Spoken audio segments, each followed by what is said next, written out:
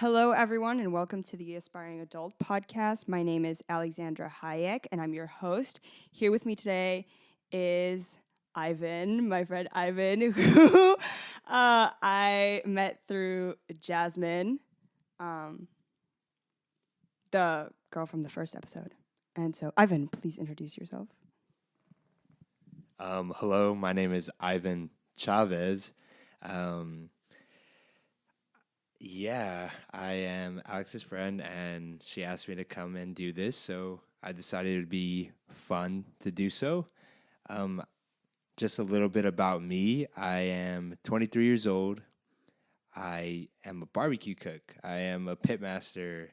So I work at the airport, actually, George Bush Intercontinental, and I work for a place called Q Barbecue. So if you ever see a barbecue spot, that is me. But yeah. Okay, that's one of the reasons why I wanted Ivan on the podcast because I think it's so cool what you do. So tell me how you got into like cooking. Is it something that you've always wanted to do or was it a more recent thing? So I guess growing up, I was always like a really terrible student. And not just like behavioral, well, no, not just like school wise, but like behavioral wise. I was just like horrible. Like always acting up, doing bad. I never really had a certain hobby. I kind of just played video games and did, whatever high schoolers do. I remember it was around my college era during like COVID. I was stuck at home most of the time and I started getting like restless and I couldn't really sleep at night. So one night I was like, what if I just tried something on the barbecue pit? Like what if I cook something?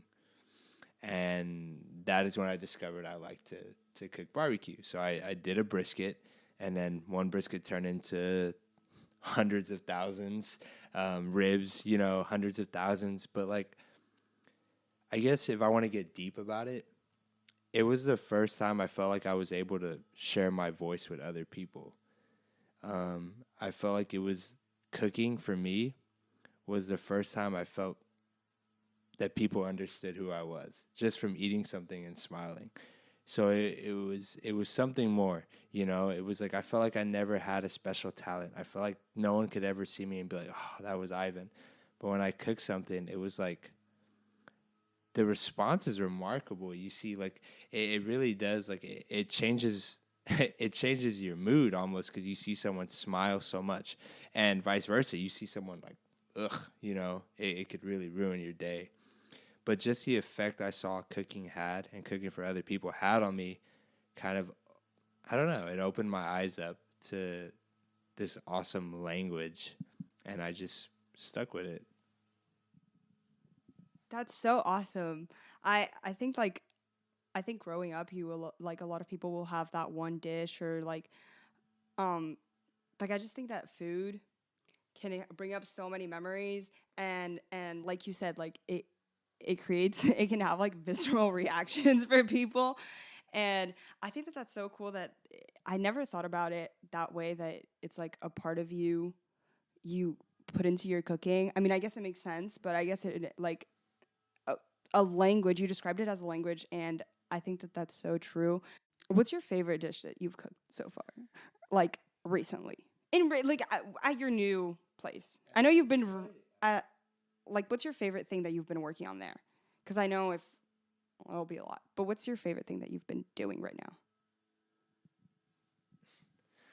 I hate this question, but because it's like everything, I don't know, I care a lot about everything. But how about this?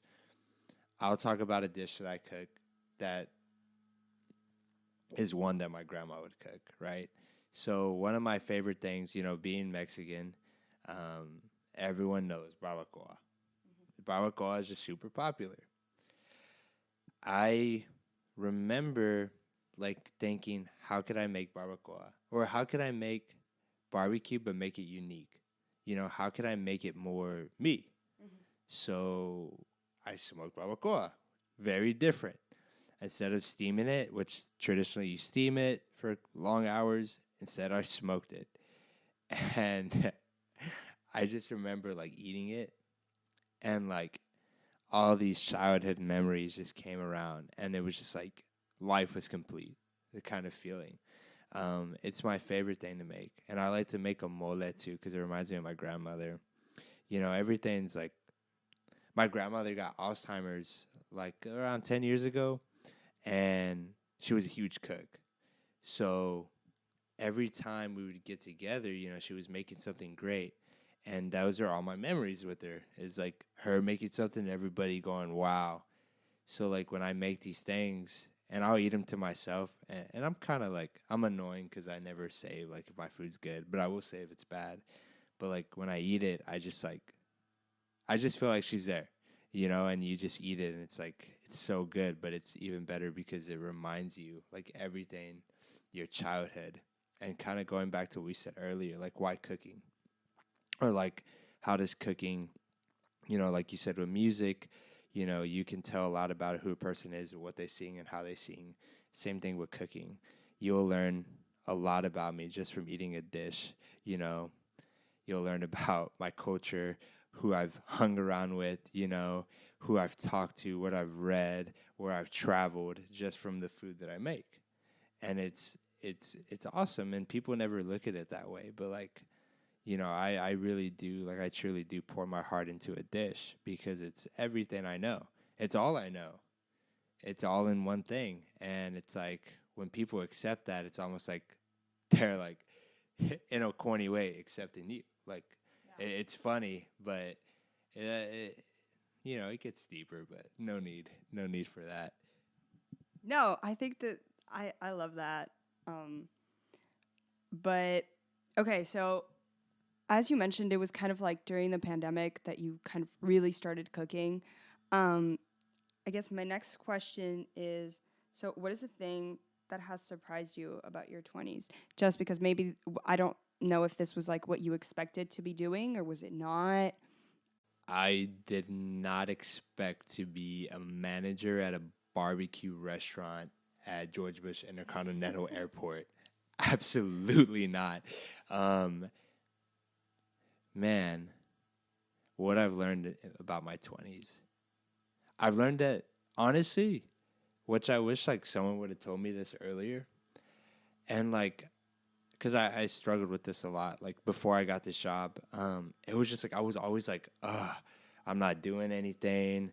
I'm just sitting at home. Like I don't know anything. I don't know how to manage. I don't know like numbers that well. I'm not a good like investor. I don't know anything about savings. I don't know anything about this. And it's like I wish someone would have told me like you're not going to know a damn thing in your 20s, and that's okay because you have your whole life ahead of you to learn. And I'm slowly starting to learn those little bitty things that are like, you know, what make your 20s. Like that's why they say like go do whatever you want in your 20s. Like learn, fall, fail, and just keep going. Um I guess like it's been a humbling first 3 years in my 20s. I've learned that I know nothing, but that there's so much to learn, which is very reassuring. Um, I learned that life goes a lot faster than I thought it would. I graduated college when it felt like a year. Um, I don't know. Like that's a tough question. It's Is there anything that has like surprised you like about yourself? Because I think a lot about how I imagined myself to be and then who I am or what I'm doing right now, and it's very different. So is there like how did you imagine yourself now when you were younger, and how is that like different or not? I thought by 23 I would have a job, which I do. Okay, so I have a job. I thought I have my own house by now, which I don't have. I live at home, which most American kids do in their 20s. Um, I thought, I honestly thought like I would play college ball somewhere and like make it pro in baseball, but that didn't happen. Um, honestly, like, I feel like so far, like, I'm kind of where I thought I could be in terms of like, there's so much to be grateful for. Like, I have my family's around me. I have a good job. I'm doing what I love to do. Um, like, yeah, it's stressful, but like, I mean, I feel like so far I'm kind of on track with my like little goals that I have, you know? It wasn't as specific as like I got to be this by this or this by that, but it was more so just like kind of have like a sense of understanding who I am, at least by 22 or 23. That's so nice to hear because I feel like I've been so different than that. I was like, I'm such an anxious and like scared person. Like, if this is not what my life looks like, I have failed. I suck. Um, I don't know. Like, I admire what you said. Is what I mean. Okay. That sounds disingenuous, but it's not. It's not. Random question, but what are you struggling with the most right now? What would you say is like? Because I feel like I I just again, one of the reasons why I did this podcast and why I'm like interviewing people my age or whatever is because I feel like we're all in such different places, but we all like have similar struggles in the end. And I just wanted to ask you what you are struggling with. Struggles. If I'm gonna get like deep about it, it would be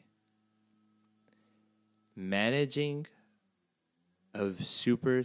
like trying to be super successful at work and also being present to the people in my life. That's probably my hardest, like, that's my biggest struggle. Like, for instance, I told you I got up at 2 a.m. to go to work today. So I got up at 2 a.m. It's 2 p.m. I'm here. And then I'm going to go to NRG and then do my thing there and then go home. Like, every day's kind of like that for me. So I have to space everything out. I rarely see my parents, like, rarely. And I live with them. I come home, they're asleep. I wake up, they're asleep. That's just the nature of the game. And it's like, and I'm slowly starting to get better at it. Like, like, I used to have this really dangerous mentality that's like work, work, work, work, work, which I still do, but I'm getting better. But it's like, no, it's not worth it. Like, and I guess another struggle would be like, I was always like, today's a bad day. Work went bad. This went bad. And then I just started to look at the little things. Like, like, man, I get to go to job today. Or like, man, my truck works today. Like, I'm going to get to work. Like little things like that. And even a funny moment is like my dad. One night I had to wake up at like 2 a.m. Like 2:45.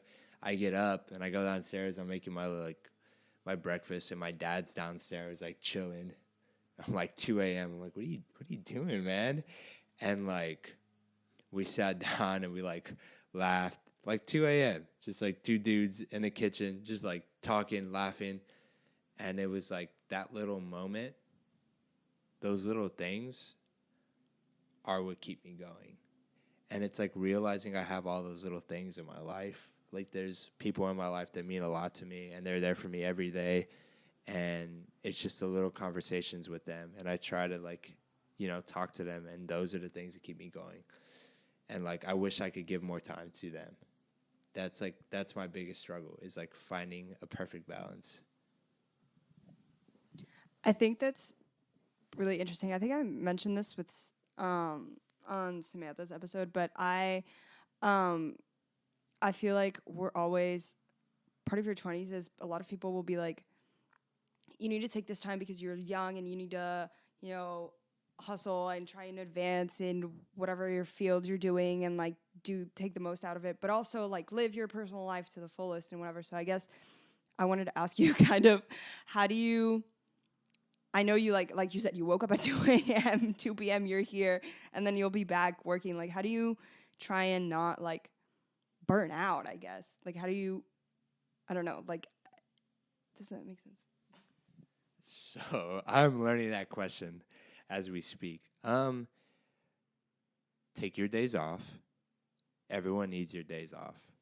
Um, they're important. Sometimes I'll go like 14 days and I feel it like everywhere, like not just not physically, but like mentally. Um, you, I take my days off, and when I do take my days off, I do quality things. So, like, I'm not going to lay in bed all day. That's horrible. I'm going to read something beneficial. I'm going to talk to the people I love. I'm going to hang out with the people that I love. Um, I'm going to do stuff I love, whether it be like going to the gym or going on a walk or like anything that isn't work related and that is like relaxing for me.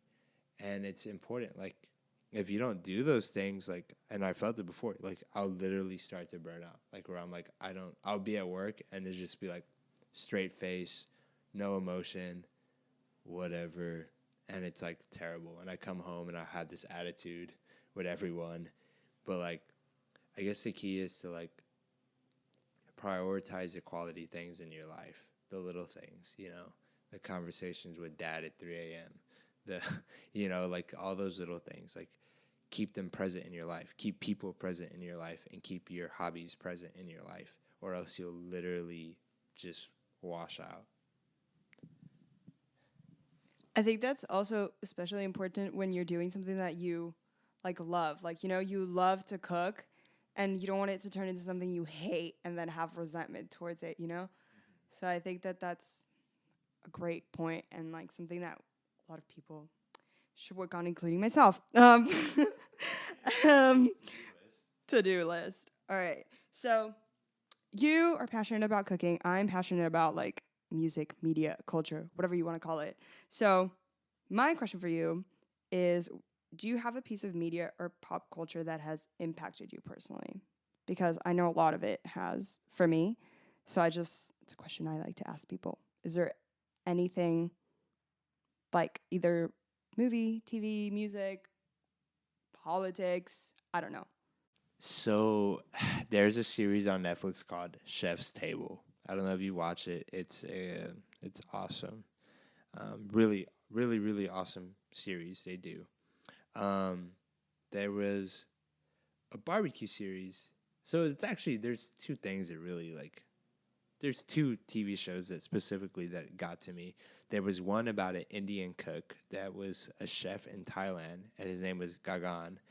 And um, hearing his story, so like I'm all about the underdog.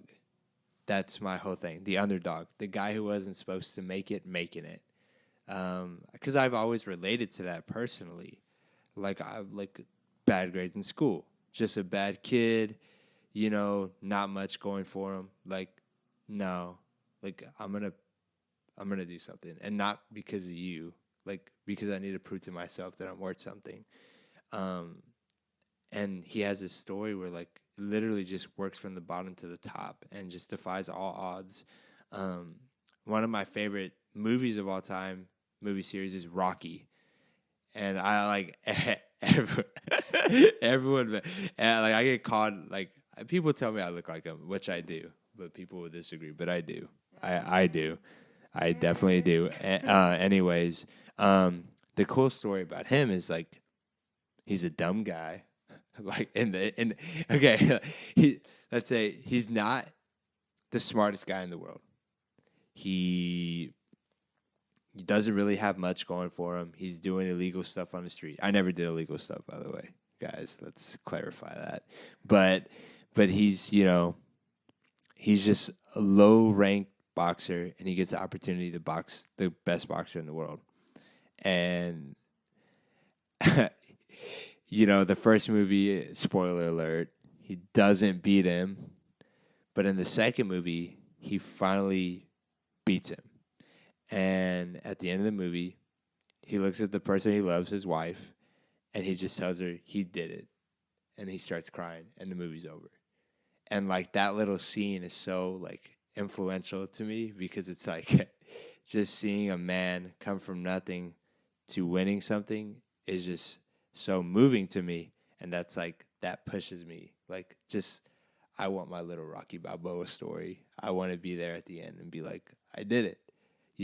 That's all I want to do at the end of this life. And just to defy all the odds and go through any challenges I overcome, which there would be plenty. And I just always want to look back and be like, I did it. So, yeah, Rocky. I think you're doing it. You know, you might have. You're obviously not done. You didn't do it. You're not a boxer, but you're. I feel like you're doing it in your own way. All right. So my next question for you is, what are you looking forward to, either in your personal life or your professional life? What am I looking forward to? I'm looking forward to learning more about myself. I'm looking forward to finding out that work-life balance. I'm looking forward to all the good days ahead, the bad days to learn from. Um, Honestly, I'm just really interested. I'm really like, I can't wait to see, like, because I feel like sometimes I work a lot, and I'm interested to see if, like, where that takes me. I'm excited. I've always tried to live by a moral code where, like, you do things the right way. I don't lie. Well, at least I try not to. You have to lie a little bit. But, like, I wonder what that'll lead to. I'm looking forward to see, like, the future. Like, what will Ivan Chavez become? And for surely, like, yeah, I'm obviously going to, like, try. But I just, like, I don't know what else to, like, look forward to. Like, I'm not going to say, like, I mean, we have the election coming up. That'll be fun. Then we got the Olympics. World Cup is soon. It's always like the little things for me, like football season, the little things like that. I don't know. But I guess, yeah, that's. No, I think like I like that. Not that you don't think ahead, but like you appreciate the little moments, and I feel like a lot of us should do that more. Okay, so my last question for you is like my fun question. Um, Anything that you want to nerd out about, rant about, anything that you've already listened to Jasmine's episodes, so it can really be anything you want. Celebrity deaths. If you haven't listened to the first interview, go listen to it. Anything that you want. It could anything. First of all, let's just make a statement. Morgan Freeman would never be the death of the century, and like he would. It would be sad, because but like, come on, guys. I never said that. Someone on your podcast said, Jasmine. Anyways, oh man, I got off topic. What do I want to nerd about? I can talk more so like about like the life. Like people always like to know. Like I work at an airport. Like what's that like? So yeah, like that's like being 23 years old and working in a manager position at one of the largest airports in the world. What is that like? Like so. Being in the airport every day can be really, really, really like. If you're an anxious person, which I can be sometimes, like it could suck because you get all these people that come in, and it's like sometimes it's like really empty, and then sometimes it's super packed. So like dealing with the crowd of people, the traffic of getting in, getting out, it can be hectic. It can be pretty annoying, but for the most part, it's pretty simple. But like the the thing about the airport is it's like everything's super like inconvenient in a sense where like if I need black pepper, I have to walk to Terminal C from Terminal E to get black pepper. I'm burning like 400 calories to get black pepper. What? Don't they give you those little carts. Don't you get on those little carts that bring you from like, don't you get on those? I'm not gonna use the handicapped people. The go-kart, the golf carts. I can't use the golf carts. Jeez. No, that's for customers. Oh, by the way, those carts, so annoying. So annoying. I'll be walking with like a cart, like, because I have my black pepper on there, and I'm pushing it, and you'll hear like cart please, and it's like, dude, where am I supposed to go? And they're like, they won't stop. They'll just drive. They'll hit you. I hate them. Anyways, that sucks. Airport sucks. No, so like the way I got the job too is pretty funny. I used to work at a place called Pinkerton's Barbecue. Shout out Pinkerton's Barbecue. That's where I learned how to barbecue. Like really, like that's where I really got into it. I was there one day, and these guys came to eat. They ended up working for the company I work with. It's called OTG Management. We're in every major airport almost in the United States. We just focus on quality dining, trying to make airport food good. Anyways, It's a hard task. it's anyways, they came in, they liked the food, and I gave them like advice, and then they invited me over for like a tour. And then when I went for the tour, they ended up offering me a position, and then the rest is history. But I don't know where I'm going. I'm so out of order. But anyways, it's a fun experience. It's my first time managing people. I work with people. I work for people. You get all types of different people at the airport as customers and as employees. And learning how to talk to different people from different backgrounds, it is challenging because not everyone's on the same page. I'm 23 years old, first management job, and my team consists of members who are 45 years old, and have always, worked barbecue. And it's like, it's just different. People don't want to listen to younger people sometimes, so it's hard to like. I've learned, little tricks in there, but like learning how to like talk to older people and get your message across and get the respect, is something that I've been learning along the way. That's pretty challenging, but I love the people at the airport. They're funny. It's all kinds of different people. But so far, I like my experience there. I want to ask you, what's like the weirdest customer that you've had? Or like, I don't know. Is there any customers that stick out to you that you're like, what the? Because you were into interesting people. I just want to know. I don't know if there's one or anything. Any experience with the customer that like sticks out to you? So, not like specifically.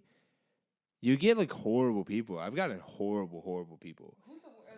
Like, you just get horrible people. Like, I don't know. Like, let me rephrase that to all my food eaters out there. They're not horrible people, but I've encountered a lot of people who are having a bad day. All throughout the food industry, you'll get some people who are very, very picky. Like, I don't like my potatoes on this side. I like them on that side. And you're like, okay, like, cool, thanks, have a good day, like, you have very impatient people. People are very interesting characters. People, like, you don't know what someone's going through, so like I kind of try not to judge, but like I will say, like, a cool thing about customers would be celebrities that come in. Yeah, like, oh, I bet you didn't know that. Like, so, like, working barbecue in Texas, believe it or not, it's not hard to believe, but, like, people will travel all over the world to come eat barbecue. Celebrities will come in town and eat barbecue. I mean, I fed barbecue to, like, one time we had a WWE event. and I literally like I sat next to like one of the I forgot his name, but I sat next to like one of the wrestlers, and he wanted to learn about barbecue, so I talked to him about barbecue. Um, NFL running backs have come in, NBA players. I fed guys. I fed Kyrie Irving. Yeah, I fed Kyrie Irving. When? He I don't know. He's very particular about his food. Let's just say that. But yeah, I fed him. We fed the Brooklyn Nets. They came to Pinkertons and we literally served them privately. We fed all of them, so that was super cool. Super cool experience. Um, What if someday Drake goes in there? Now he has a house here. Whoa. Okay, so the thing about I'm not at Pinkertons anymore. I wouldn't be surprised if Drake. You know who eats at my restaurant? Bun B eats at the restaurant a lot. And not at Pinkertons, but now where I'm at Q Barbecue at the airport. Bun B eats there. I saw Paul Wall the other day. It was funny because I was my girlfriend has like this. She thinks he's cool, but Paul Wall's cool. Shout out Paul Wall. Anyways, I'm at the airport and I see like this guy. I'm like, dude, that's either a high schooler or Paul Wall. And like I go on my phone and I see like later, like because the flight was to LA, and like later he's in LA. I'm like, that was Paul Wall. Cool. I'm trying to think, like there's been like really cool celebrities that come in that I just like I forgot. Um oh yeah, we actually one time we fed Bad Bunny and Diplo. Yeah, we didn't get to meet them, but we like so we our guys like they took the food to the backstage, and then they posted a picture of our food and were like, "Thanks." So that was cool. Like you do little things like that. Um, all kinds of people like famous like San Antonio Spurs basketball players. Manu Ginobili, if y'all know who Manu is, he eats at Pinkertons all the time in San Antonio, and we would see him regularly. But yeah, a lot of cool things like that. There's a lot of perks. A lot of photographers go into Pinkertons. I'm at the airport now, but like when I was at Pinkertons, I had a lot of cool photographers come in and like take some really awesome pictures. Instagram handle Ivan Chavez if y'all want to see them. Yes. They gotta follow the. I mean, I don't know if you make the videos anymore, but they gotta follow your Chavez Eats. So like how you say you make music, I made food videos. Chav Eats, CHAVEATS. Go follow now. You will not be missing out. I used to make videos for fun because that was just kind of the way I got through college. Um, like if I was feeling down, I'd make a video. If I was feeling happy, I'd make a video. So that was just the way it was. So guys, go support. I got a lot of cool Ivan Eats videos, Chav Eats. Yeah. All right. We can wrap this up. Thanks, Ivan, for coming on the podcast. And Thanks, everybody. It was fun. Thank you, Alex. Wait, what happened? Did you turn it off? What happened? I just want to go tell you guys that if you are in the Bush Airport Terminal E, If you see a giant barbecue pit and a bunch of insulation pipes in Terminal E, ask for a guy named Ivan. I will be running around in a gray coat. I'm about like 5'2", 300 pounds. No, just ask for Ivan. Yeah, come support. And on that note, thank you so much for listening to this podcast. Follow us on Instagram at Aspiring Adult Podcast, and I'll see you guys on the next one.